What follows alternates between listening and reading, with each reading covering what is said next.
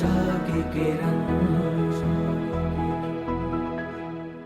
જેતલપુરમાં મહારાજ યજ્ઞ કરાવી રહ્યા હતા. અનેક ભક્તો મહારાજ માટે વિવિધ પ્રકારના ભોજનો બનાવી લાવતા હતા. જીવણ ભગતના મનમાં સંકલ્પ થયો, મારને જમાડવા છે, પણ શું જમાડું? મારી પાસે કાંઈ નથી, મારી આર્થિક સ્થિતિ પણ નથી, શું જમાડું? બહુ ઉદાસ બની ગયા. ઉદાસ બની અને પોતાની ઘેરે ગયા. પણ જીવણ ભક્તના ધર્મપત્ની બહુ ડાયા હતા, ખૂબ ડાયા હતા. પતિદેવ શા માટે ચિંતા કરો? એક કામ કરો, તમે મજૂરીએ જાઓ, જે કાંઈ આવશે એમાંથી આપણે ઠાકોરજીનો થાળ કરશું. પરમાત્મા તો ભાવના પૂછ્યા છે અને જરૂર ઠાકોરજી થાળનો સ્વીકાર કરશે. જીવણ ભગત મજૂરીએ ગયા. જૂનો જમાનો, એમાંથી મજૂરીના બદલામાં, ત્યારે રૂપિયાના બદલામાં મળતા કાંઈ વસ્તુ મળતી, બદલામાં મઠ મળ્યા. મઠનો રોટલો કર્યો. અને જીવણ ભગતના પત્ની ભાજી લઈ આવ્યા. ઘરમાં તેલ તો હતું નહીં કે તેલમાં વઘારે, ખાલી બાફી ભાજી ને મઠનો રોટલો એ લઈને જીવણ ભગત મહારાજની પાસે આવ્યા છે. પણ મનમાં વિચાર થવા માંડ્યો કે અહીંયા તો મોટા મોટા અમીર લોકો વિવિધ પ્રકારના મિષ્ટ ભોજન મહારાજ પાસે લાવ્યા છે, તો મારા મઠનો રોટલો ભાજીની શું વેલ્યુ? પણ પરમાત્મા તો ભાવના પૂછ્યા છે. મહારાજના મુખમાંથી શબ્દો નીકળ્યા.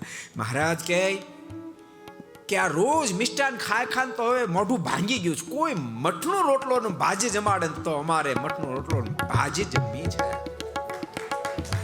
જીવણ ભક્તે દોટ મૂકી, કારણ કે ભાજી અને મઠનો રોટલો એની પાસે હતો. દોટ મૂકી મહારાજ પાસે આવીને મારને અર્પણ કર્યું. લ્યો મહારાજ, આ મઠનો રોટલો ને ભાજી.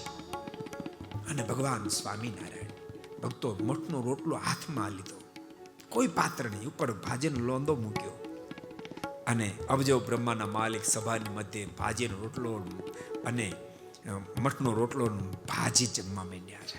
ધ્રુતવા રોટક મેક પાણી તલકે ભંતવાન હસ્તે.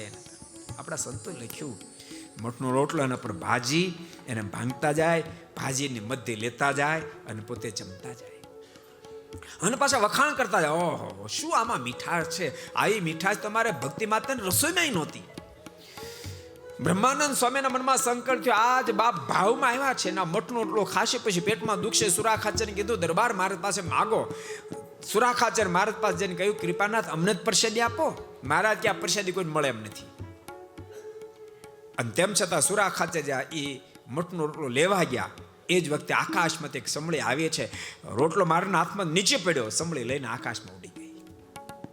સુરાખાચર કીધું કે મહારાજ કોણ હતું? મહારાજ કે દેવતા આવીને મઠનો રોટલો લઈ ગયા.